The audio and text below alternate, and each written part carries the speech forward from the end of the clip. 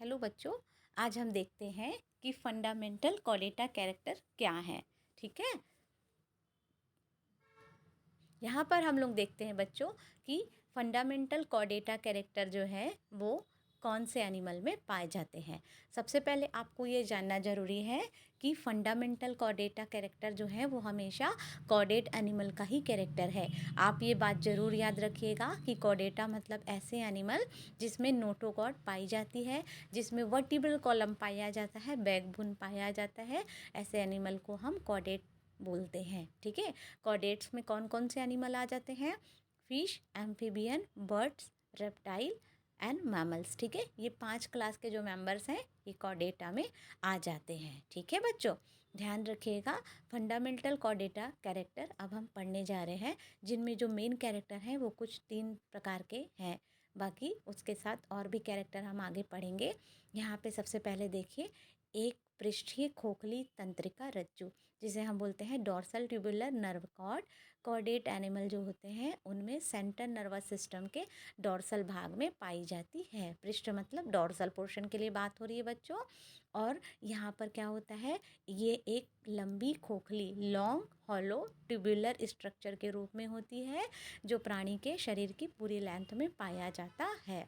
इस तंत्रिका रज्जु में किसी प्रकार का गैंग्लियोनिक उभार नहीं पाया जाता है। तंत्रिका रज्जु का जो कार्य है वो शारीरिक क्रियाओं के लिए सामंजस्य बनाए रखना होता है।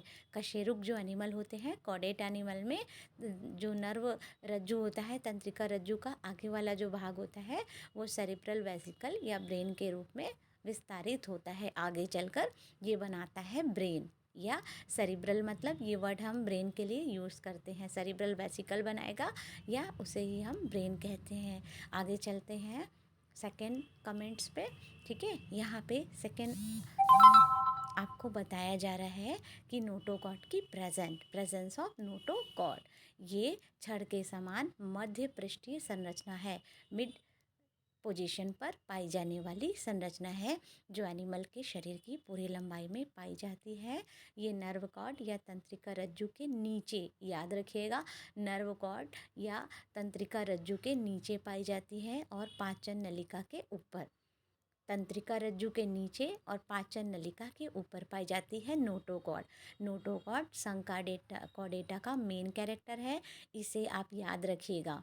इसी आधार पे कॉर्डेटा शब्द का उद्गम हुआ है, प्रादुर्भाव हुआ है ना। यह आंतरिक कंकाल के अवलंबन मतलब उसके सपोर्ट का कार्य करती है। तो जरूर याद रखिएगा कि नोटोकॉर्ड की उपस्थिति कॉर्डेटा का मेन कैरेक्टर है। ठीक है बच्चों, अगले स्लाइड में जाते हैं। यहाँ पे हम देखते हैं फेरेंजियल गिल दरारें, फेरेंजियल गिल स्लिट्स कशेरुक प्राणियों के जीवन चक्र की किसी न किसी अवस्था में पेयर्ड युग्मित गिल क्लैप्ट प्रेजेंट होते हैं, जो कि आहार नाल की फेरेंजियल भित्ति से, आहार नाल मतलब एलिमेंट्री कैनाल की फेरेंजियल वाल्व से मुख के पीछे वाले हिस्से में अवश्य रूप से पाई जाती हैं। और इसके अन्य नाम भी हैं, फेरेंजियल भी बोल सकते हैं, ब्रैंकियल भी बोल सकते हैं, विसरल क्लैप्ट भी बोल सकते हैं और पाउचेस भी बोल सकते हैं। तो तीसरा कमेंट याद रखिएगा, फेरेंजियल गिल दरारें, इसको आप हाईलाइट करके एग्ज़ाम में ज़रूर लिखिएगा।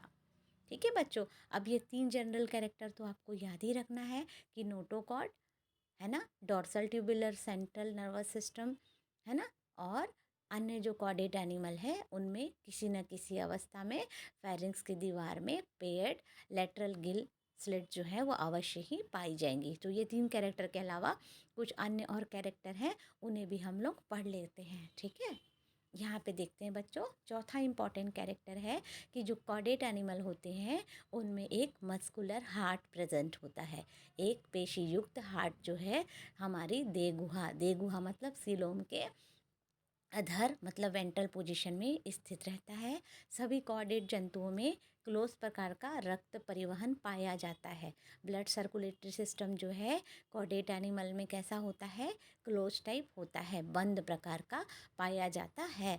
और जो रक्त का कलर है वो रेड रहता है, क्योंकि रक्त में हीमोग्लोबिन प्रेजेंट रहता है।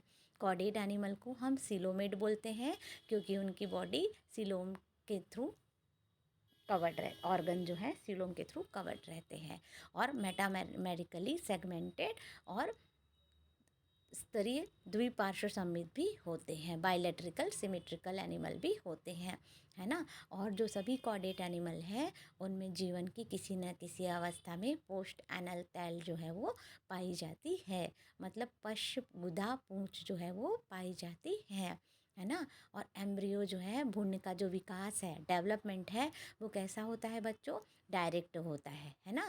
फीटस जो है वो उसमें लार्वल फॉर्म नहीं बनता है, डायरेक्टली जो न्यूबॉर्न बेबी है उसका फॉर्मेशन होता है। और ये जो है आपके कॉर्डेट्स एनिमल है वो कैम्ब्रियन काल से लेके अभी वर्तमान तक पाए जाते हैं। ठीक है बच्चों, तो कॉर्डेट एनिमल का जो कैरेक्टर्स है ये आपको पोल क्वेश्चन के रूप में पूछा जा सकता है।